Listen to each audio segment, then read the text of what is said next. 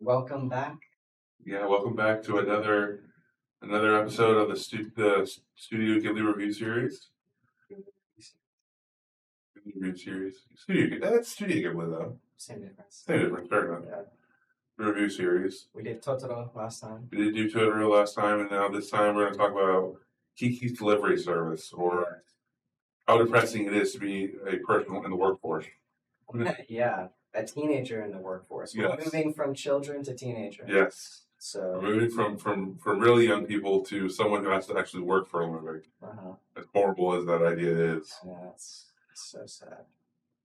And it's very interesting because it opens up with it opens up very, I think that the term is like a hot open, because it opens up and immediately goes, all right, here's what's going on, here's what's happening. She's a witch. She has to leave because it's a full. She wants to leave on a perfect day, which to her is a full moon, and she has to do it because that's what all witches do at 13. Yeah, they do not do Totoro had the credits right at the beginning, which kind of dated the movie, but they had that, and then this one they got right into it. They had like an intro scene, Yep. and then they did get into the credits at the They beginning. did the credits while she's journeying to her city. So my next note really is a fun one. Is about Gigi the cat. How there's this whole character that's devoted to the stereotypical black cat witch thing, which I think is very fun. Yeah, I thought it was funny that he's like, I feel like a cat would be very adventurous, very because they want to roam around, they want to do stuff. He does not want to do that. He does not. I'd rather be safe. I don't know what you're talking about, Kiki. Yeah, he's very much he's the voice of reason, like weirdly enough. Yeah. Which doesn't make sense because, to your point, you would think they'd be adventurous or more outgoing or something like that. Yeah. But he's the I have to be responsible because I know you're not going to be. Yeah. Yeah, and also getting into it, the first thing I noticed since we watched Totoro back to back in Kiki's delivery service, I noticed the reusage of assets. Kiki, I think, her face, if you block out her hair and stuff, looks very similar to Satsuki in Totoro. I actually thought even her hair was very similar, her initial hairstyle. Yeah. Or with the shorter cut, right down to the bangs kind of thing. I did notice that, but I didn't take note of it because I was like, oh, maybe it's just a stylistic choice. Yeah, and the dad was very similar too. The dad looks. Now that you mentioned it, yeah, they almost look the exact same. That was weird. Yeah. So we go from that, and then of course I have noted these are rotary phones still, which still dates it a little bit. To the immediate credit crawl, then the credit call gets ended with rain, and then it's kind of how the story pseudo begins. Is like, oh, it's raining, you can't fly in the rain. Yeah. Which is very funny because later on that gets contradicted. No, it doesn't. Because remember when she later on that starts raining and she's flying and she comes home soaked. And that it doesn't mean you can't fly in the rain. It just means because it's more difficult, which kind of contradicts that earlier statement. Yeah. I guess that kind of makes sense. I guess it's like flying a plane or something. Hypothetically, you could go through a storm, but should you? Probably not, yeah.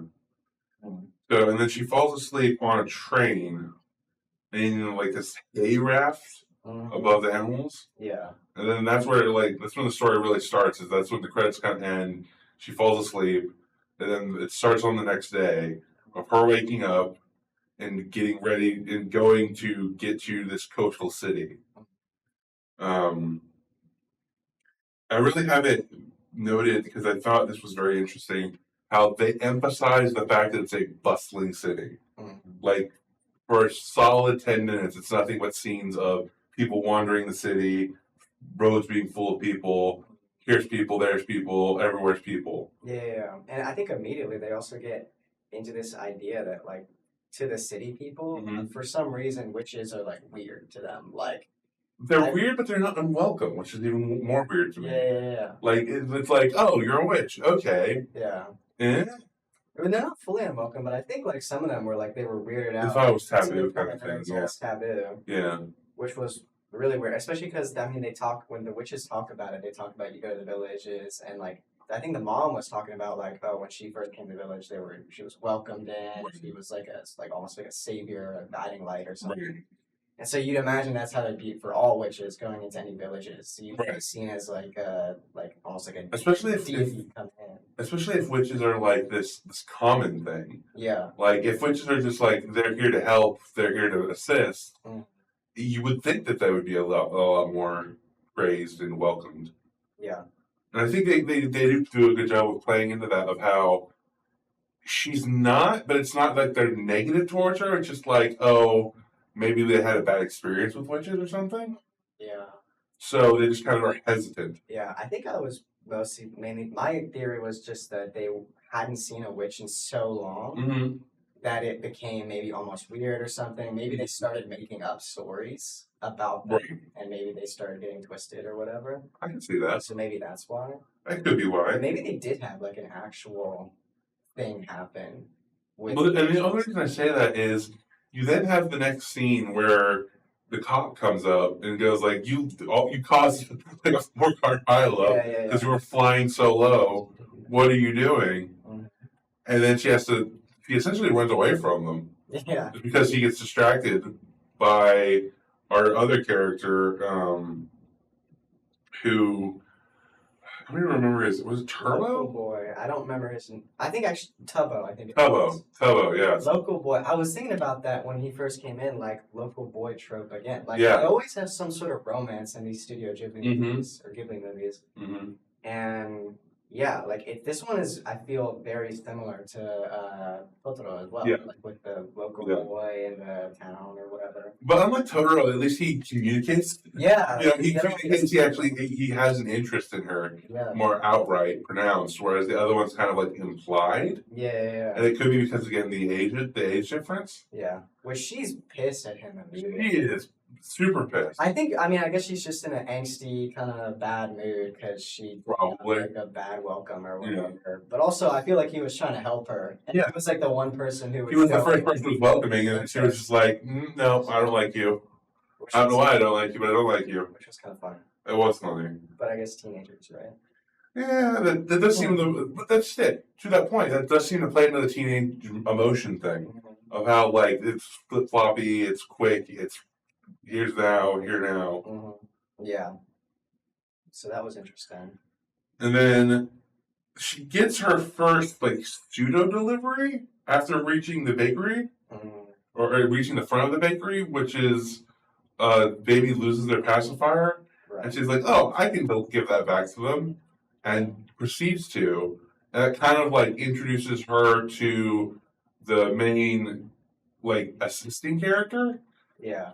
and she's just like, "Oh, I didn't know you do deliveries. Thank you." Mm-hmm. And then she helps her. They help each other kind of establish their business more, and get Kiki as her own delivery business up and running. Yeah. Yeah, that was very interesting that the way they just got into like immediately into the job stuff, especially Mhm. when I think about like the whole goal of going out to another village is to Mhm. like train in spells and like Right. witchcraft and stuff.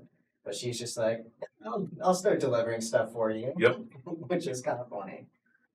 So from there, they get their second interaction with the male. Well, I guess we can call it a love interest at this point. She develops feelings for him. Yeah. So we get the second interaction with him when he seems like very excited. He's explaining like, "Oh, I'm into airplanes and flying and stuff. So the fact that you could just do it is kind of awesome." Yeah, he's an aerospace nerd. Man. He is an aerospace nerd. He's a plane nerd. Yes, and it's very cool because the kind of planes he's into is like the more original designs, like the pedal powered kind of airplane. Yeah. No, I think he's just into flight in general. I Yeah. think anything that flies is like. Probably, That's a fair point. That's a fair point. Because they do talk about the dirigible later. Or is it dirigible? Yeah, the dirigible. The dirigible later, and how that's super cool to him. Yeah. And then from there, I have the first note of Gigi being the voice of reason and sometimes even the comic relief. Like when things get too serious, he speaks up and just kind of goes, yeah, this was ridiculous, or you know, Yeah. or like when he first sees another cat, he's like, oh, that cat's uptight, whatever. Yeah. I also on Gigi, I thought it was interesting that she can understand Gigi, but she can't understand other animals. But he Yes, can understand other animals, yes. which was really interesting. So I guess there's like, I guess it's just a matter of there's like a contract between them or something else, like a spirit They contract. never talk about that, do they? Yeah, no, They just kind of have it be where it's like, you can talk to this cat, but this cat can communicate with animals. But there's no reason or explanation why that just works. It yeah, just works. yeah. And also, they did talk about crows were traditionally like They used to serve witches, witches, like they right? used to serve witches, which they just like slot that in, and then they didn't Yeah. come back to it at They're all. they're just like, I was here's a ex- mention. I was like I think I mean this is my first time watching it, but like my first time watching it, I think I was like excited to see like a Yeah. crow come in later on, Yeah. and then they just didn't show up, and I was like, oh, all right. And not only do they not show up, but they're like antagonistic the whole way through. Like they're not even like that kind of leads us to the next one where it's she gives her second or her first like official delivery, which is this toy to this kid that looks like Gigi, is because it's just a little black cat, and she's flying off, and then she kind of crashes and loses it, Yeah. and she loses it amongst crows, like she thinks it's in a crow nest. Mm-hmm. So by the time she realizes she lost it, she has to like bake the toy, which Gigi's like, fine, I'll do it. I don't want to, but I'll do it. Mm-hmm. And then she goes back and searches for it, and the crows are, to be honest, they're pissed. Yeah. Like they are just mad. They're like, "What are you doing here? Go away!" Yeah. I guess because she crashed into their like Into the nest, I think, is probably what it was. And then it's just from there, it's that dynamic of the crows are just going to be the enemy Yeah. for her flight. Yeah, for a little bit. Like for a little bit there, they were kind of the antagonists. They were kind of the main obstacle or whatever in a way. Mm-hmm. And then later on, I guess they kind of become more friendly. They don't become friendly. I would say they become neutral. They're like, all right, well, we'll let it go. Yeah. And that's ironically where we meet another kind of big character, which is the painter in the woods. Yeah. He's very much like helps Kiki kind of spiritually, which is ironic in the manner in which most of her magic seems to be like spiritual magic. So it just kind of plays into that, like, here's your spirit guide, even though you don't need one. Yeah. She's almost. Actually, I didn't even think about it that way. I think I just thought of her as like a true friend or whatever. You know what I mean? Like your first true friend there. But yeah, she definitely like guides her spiritually. Like unintentionally too. Like she's just like, this is just what I'm doing. This is what I've experienced. It's kind of like that older friend who you look for advice and stuff from. Yeah. That's exactly who she is, and they play her to be. Exactly. Yeah. That's true. So from there, she does eventually find it at her like I don't know if it's a cabin or if it's a cottage. I don't know what to call it. I think I was thinking cabin. But her house in the woods, the artist's house in the woods, she finds that she picked up the cat. So she gets the cat, goes and rescues Gigi, who, again, we get this interaction of like animals kind of understand. Because Jeff, the dog, the fact that his name is Jeff is fun to me. Jeff, the dog, comes out, protects Gigi in some manner, then trades Gigi for the toy, and then just goes back in. Yeah. And he does all this without like actually barking or anything. He just like notices and seems to understand the situation. Yeah. Gigi. I mean, Jeff's a real one. Just the real one. I love Jeff. Also, Jeff has another reuse of assets. The same eyes, I feel like, as Totoro does some. I saw that, yeah. A little bit. Yeah. That's very similar, very lax, very glazed over eyes, which again, it's interesting that you're seeing the reuse of assets. Because like for me, who's just watching it the first time through, I don't see it as much. But when you mention it, it's like, oh yeah, I guess I do see that. Yeah. Since I've seen it a couple times, so I kind of recognize that. And since we watched them back to back, I recognize that. Yeah, I love Jeff. I love the pastry chef guy too. Yeah. I love the side characters, even though they don't talk, they have so much character to them. Yeah. Which is super dope. That is super cool. Yeah. Because you don't usually get that. You get side characters that just kind of they're there and they're dismissed. But even here, like the side characters have life to them. Yeah. So that she finishes up her second delivery, and then she goes to her she gets a third delivery from this old lady who's like, she's very much like her grandma. I mean, she is a grandma in the story, but she's very much the epitome of grandma. Yeah, 'Cause it's like, spiritual grandma, man. yeah, We got spiritual older sisters, yep, spiritual grandma, yep, and the whole family. yep. Yeah. And then so she goes to her and she's like, I need you to deliver this casserole thing, but it's not ready because my oven's not working. But I have this other oven that we could maybe make work, which they make work. And then the whole time she's like, "Oh, I had plenty of time," and it's like, "No, that clock's 10 minutes slow," which is like relatable even in everyday work. Is like, Yeah. "Oh, I thought I'm on time. The clock is off," Yeah. and just throws the whole thing off. No. So from there, she goes and delivers it to, for lack of a better word, an ungrateful brat. Yes. Because Yes. she's a female character who just, she's very ungrateful. She's like, oh, grandma gave me another casserole thing. I actually didn't even want it.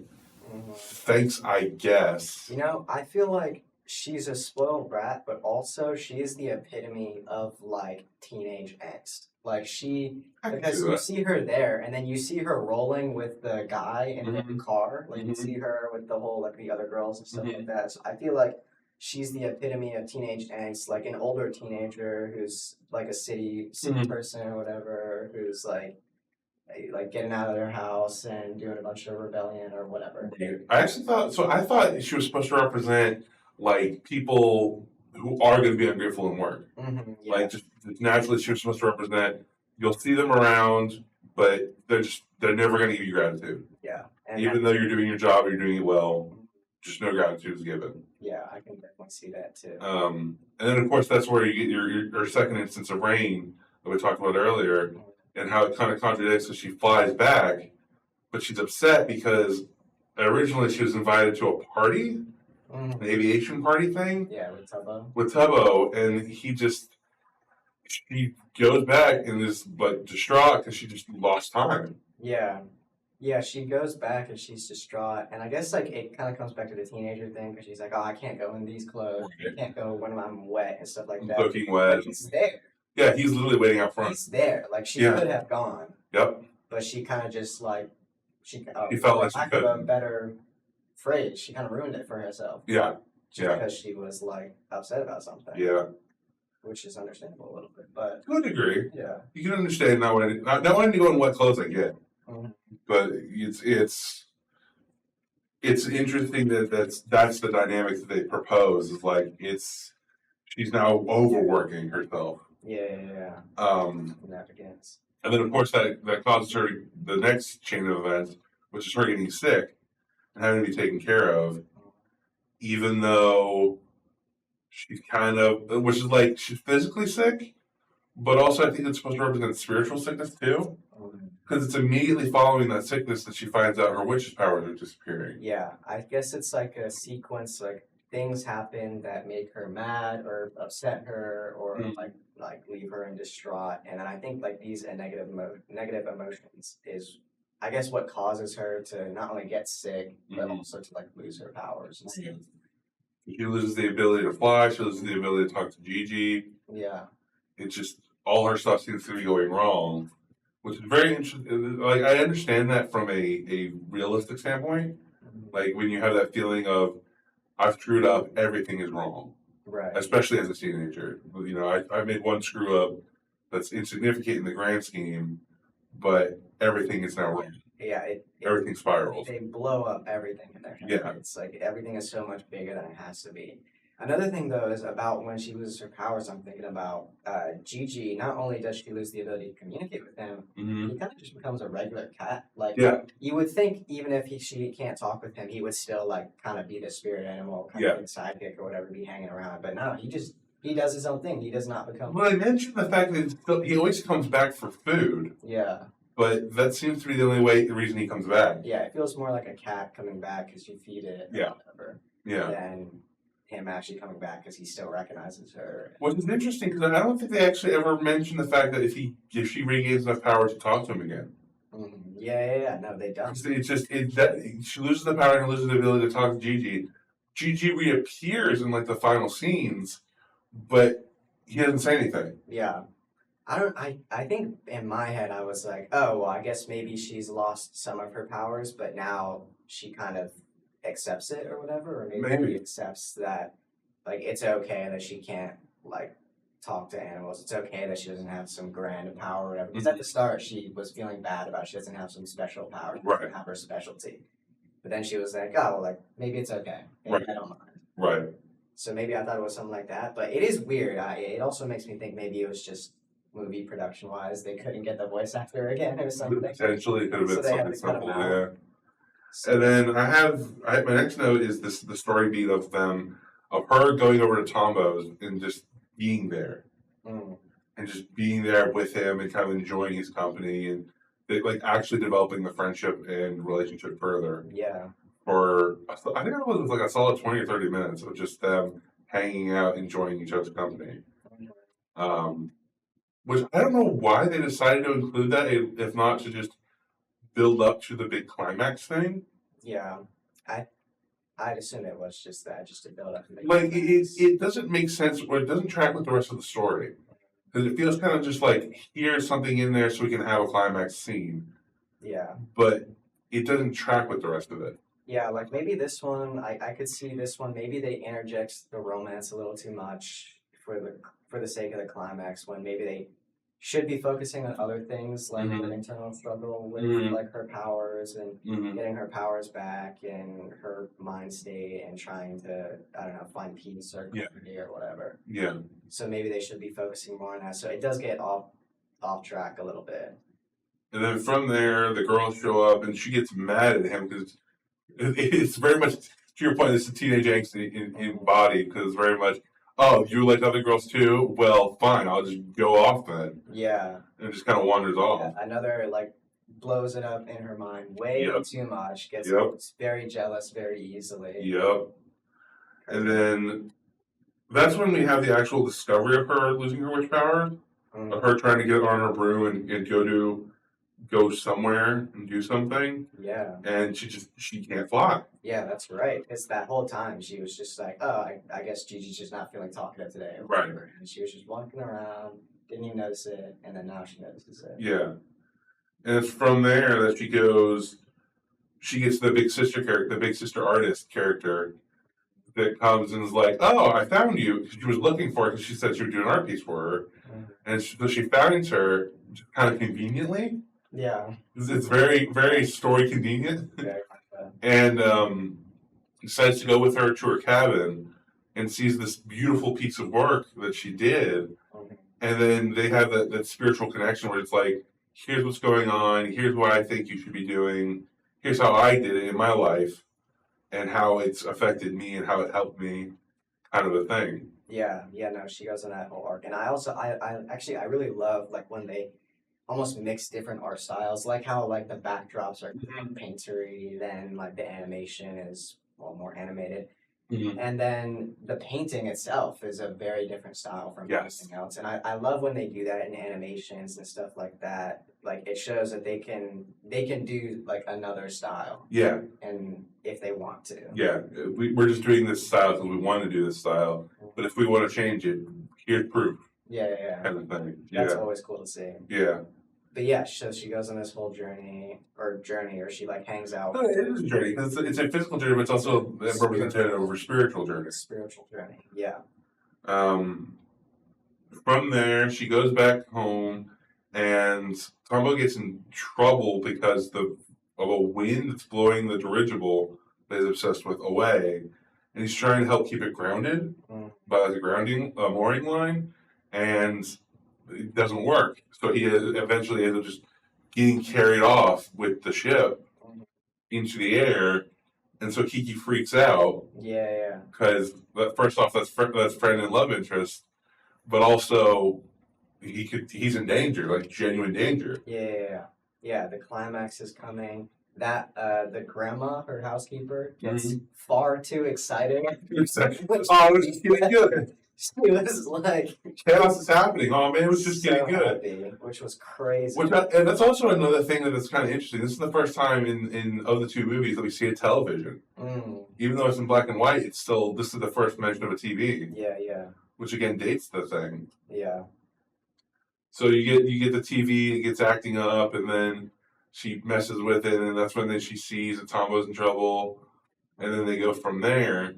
It's Kiki goes, okay, I need to save him, even though there were other options. I guess they kind of reference that throughout the climax, where it's like if he could get down from here to the clock tower, he could go to the clock tower, or if this thing happened, he could do this instead.